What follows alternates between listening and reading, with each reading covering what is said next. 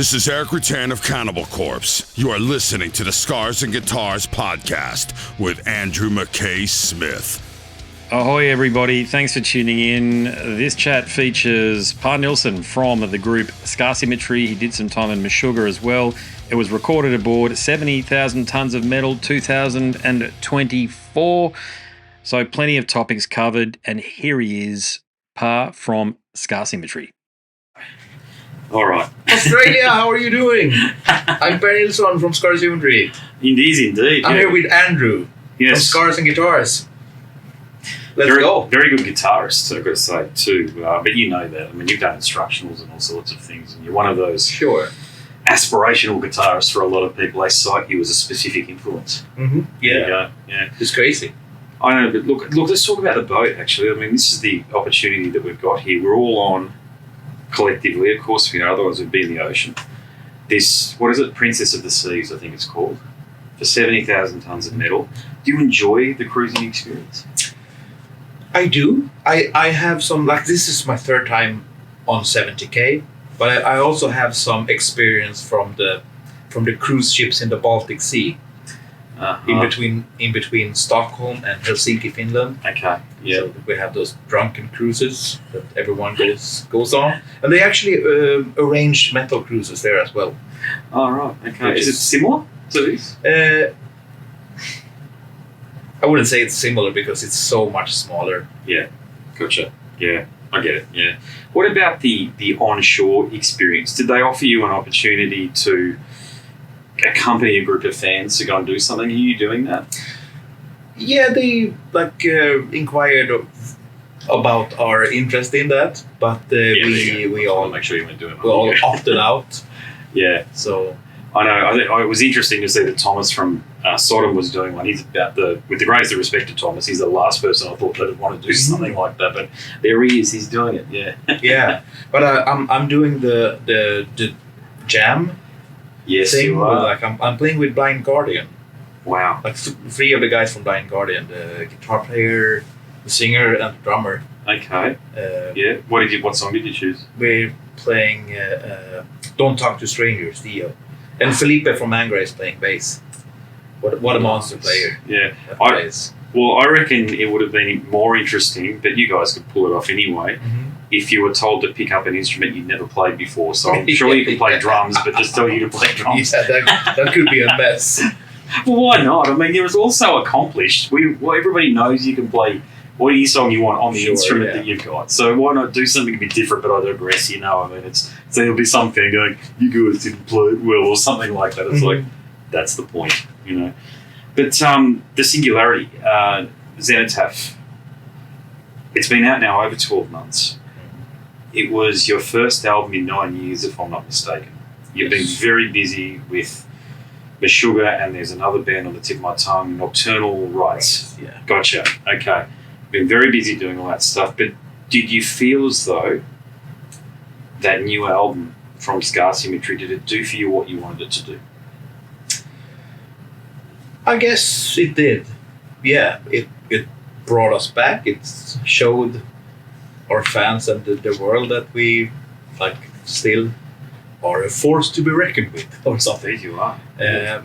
I'm like we also, before we released the album, we put out our back catalog on vinyl for the first time. Mm-hmm. So we did that, and then the new album, and it was pretty well received.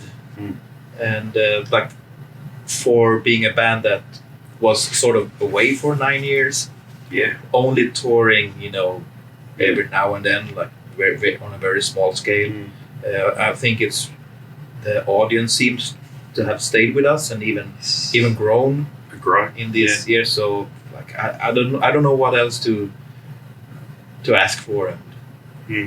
Well, I think anybody that was able to step into Frederick Thorndale's shoes, and of course you evidently did it with aplomb, but people go, yeah, he's the guy.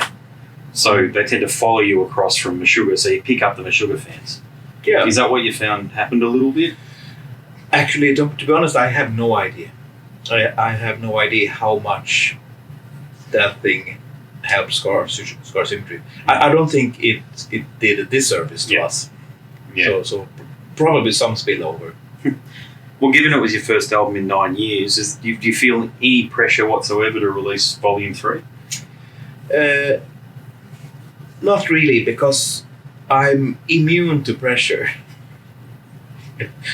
Which sounds silly, but it's like I cannot work from feeling pressure. And I just did an interview before you here where I was asked what I'm gonna work on now, and like I've been starting writing music for a new album. Okay. And what I do now is, because obviously we want to do phase 3, and I already know what that is going to be. That is like a specific vibe, the specific thing that's going to be, and there's going to be like recurring themes from phase 1 and 2 that's going to be presented in a new way in phase 3 to kind of tie the whole thing together. Yeah.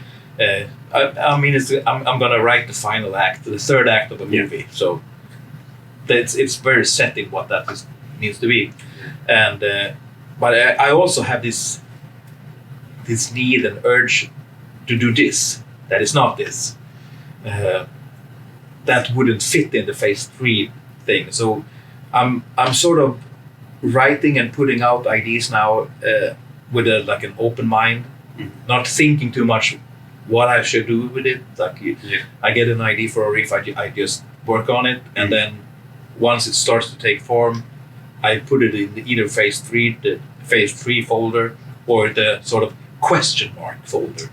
Okay. And then I guess I will see which one of these cups gets filled first. Okay. And that's all right. And that's what we will do for an album.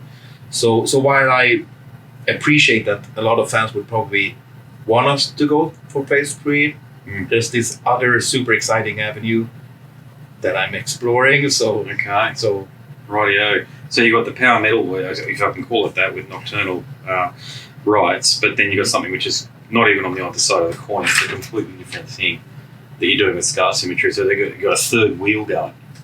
Yes. There you go. All right. Okay. But Scar Symmetry, it's your baby. Did it feel like coming home after being away from it for a while? Absolutely. And I loved touring with Meshuggah.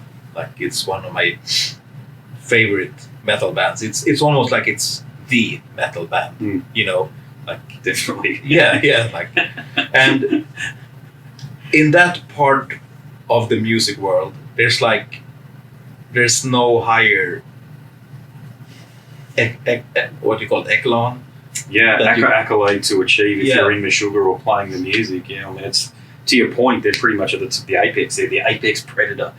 Yeah. So and I loved it, and the band is like, they're just a bunch of sweethearts, like the best people you'll ever meet. Yeah, if you get close to them, and like the crew is good, and they treated me well. Yeah. I felt really like a part of the band. I didn't feel like a hired gun. I felt, for the years I did with them, I felt like very much like a part of the band, and my opinion about things, mattered. Yeah. And we just had a really good time, and but at the end of the day, it was still more of a job for me, because I was playing someone else's music. Yeah. And I mean, they let me play my own solos. I actually asked Fredrik when I started the gig. I asked him, "What do you think? Should I play some of your solos?" And he was like, "Do whatever you want." And he improvised his solos. Yeah. Never playing them exactly as on the album. So I figured that's the best way to do it, and it seemed to resonate with the audience as well. I agree with you. But I found myself at times, playing European festival in front of 30,000 people. I could feel my mind start to drift and think about, like, what if I could play my own music, even though I loved the gig. Yeah. So okay, all right. So I miss the guys, and I miss the gig in certain ways, because it was so much fun and such an honor to get to do that. But there's no place like home. Exactly, but I don't think it's an unfair statement to say that I don't think anybody else could have done it. I know there's guys out there, I understand that, but in terms of your history with the band and being Swedish and the connection that you have with the guys. And I've spoken to Thomas often. Well, when I say often, I've had a very long conversation with Thomas. Mm-hmm. And now spending time with you, I can see why you guys interface. You're similar people. I mean, they were also looking for someone sort of their own age. Like maybe there are 22-year-olds that could play circles around me, but they prefer to have someone in their own age group, and also where I live like 1.5 hours from the rehearsal space. We're also kind of from the same part of Sweden, and we have the same background. Like we like the same kind of music and jokes and all that kind of stuff. So that whole thing. Like because they are super picky about if they're gonna have someone with them on tour, that like the social thing is gonna work. So I've spoken to many bands about this very issue, and playing is almost beside the point to an extent. Because playing is almost a given if you get the right person. Exactly. How they act and what sort of a person they are and how they react with other personalities on tour, on a tour bus or an aeroplane or at an airport when you're delayed by 12 hours. Yeah. Those are their character revealing exercise. Yeah. And there's like simply no room for an asshole in this kind of situations. Yeah, bands especially if you're sort of the hired gun. Like sometimes a band leader can get away with being a little bit weird, but like the rest, there's just no way. Definitely not. No. Yeah. But it brings you back down to Australia, and as I mentioned up top, you are playing the Back Room in Brisbane, which is a decent venue. I think you'll enjoy playing there. I think it suits the band and what you'll be and where you're at. And there'll be hundreds of rabid fans there. You'll see it when you get down there. But my question around that is, have you got anything, because you haven't toured Australia before? No, never been. Okay, so have you got anything special that you otherwise might not do elsewhere planned for the tour? We got sort of a new thing, a new idea that we're going to do. And before Australia, in March, we do a tour of Finland. And in Finland, the cities are pretty close to each other. It's like some of the stops are just 2 hours from the other city. So it's quite possible that some diehard fans will travel to several places. And then we do Australia, we do those 4 days.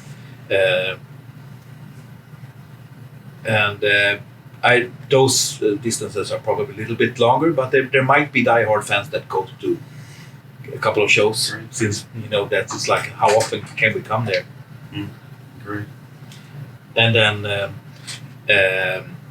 then we do Japan in May, and we'll play in Tokyo twice, same venue. Already. So what we're doing is we're setting up two set lists that we're gonna rotate. So we're gonna do like half of the set is gonna be like the hits or like the fan favorites, like More for Genesis, the Anomaly, Ghost Prototype 1, I think it's gonna be in both sets. So half of the songs are gonna be in both sets, and the other half are gonna be like totally mutually exclusive. So we'll do like Holographic Universe one night and Ghost Prototype 2 the other night, and stuff like that. So if you come to 2 shows, and also it keeps things a little bit exciting. Also because if you you go online and watch what set list we had in Finland, and you come to the show in Brisbane, and you simply do not know exactly what you're gonna get there. No. Have you A, have you been asked this question, but B, what do you think? A movie like Prometheus, you could almost, how people match Pink Floyd to Wizard of Oz and all that garbage. I don't know whether it's true or not that they sync up or whatever, but I feel like you're a musician whose music is tailor-made for that type of science fiction. Have you ever been approached to do a score for a movie, in that realm, like a Prometheus or a Blade Runner? No. Because do you agree with me what I'm saying? Do you think that your musical lexicon suits that sort of science fiction film? Sure, I can see it. Yeah. I don't really connect it myself. I mean, obviously we do like dystopian sci-fi lyrics, and there are elements in the music, in the kind of like chords, tonalities, and harmonies that I use that are sort of coming from movie scores.